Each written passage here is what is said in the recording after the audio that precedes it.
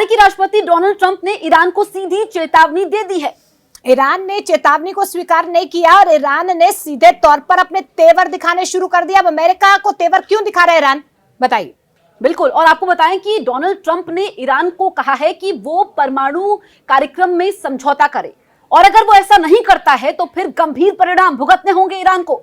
लेकिन ईरान की तरफ से यह साफ तौर पर कह दिया गया है कि हम डरने वाले नहीं हैं। अमेरिका इस तरीके से ईरान पर हमले की धमकियां देता आया है, लेकिन हम सीधी बातचीत के लिए तैयार नहीं है इस बार। लेकिन डोनाल्ड ट्रंप कह रहे हैं कि अगर ईरान नहीं माना तो फिर बमबारी होगी, अगर ईरान बमबारी से भी नहीं माना तो फिर टैरिफ लाद दिया जाएगा।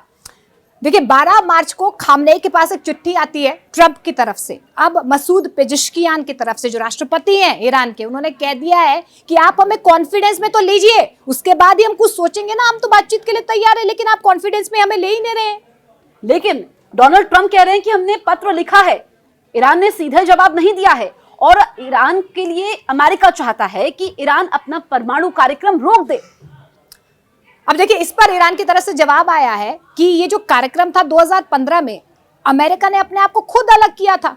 हमने तो नहीं कहा था कि आप अलग हो जाइए, आप खुद इस कार्यक्रम से अलग हुए। अब एक बार फिर से उसी को दोहराते हुए आप हमको धमकी दे रहे हैं, लेकिन इस बार हम डरने वाले नहीं हैं।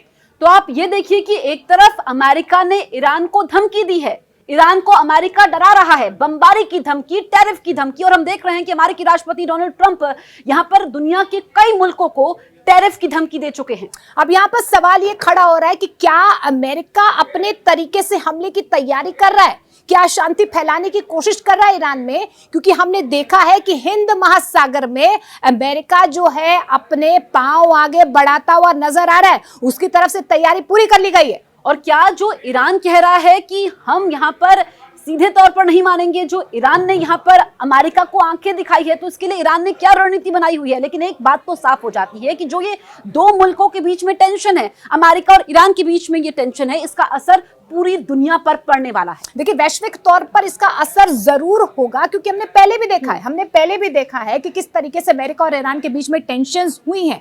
बातचीत का दौर भी चला है, लेकिन इस बीच जिस तरीके से अमेरिका धमकी दे रहा है कि हमने लॉन्च पैड तैयार कर लिया, हम हमला कर सकते हैं, तो ईरान ने भी इस बार कह दिया है कि टेबल्स पर टॉक नहीं होगी, आपकी धमकी से हम डरने वाले नहीं हैं। और सीधे सीधे ईरान ने कह दिया है कि पहले हमारी बात भी माननी होगी। ऐसे में ये जो दो मुल्कों के बीच में टकराव देखने को मिल रहा है, इसका असर आने वाले समय में क्या होता है, उसके लिए हमें थोड़ा इंतजार करना होगा।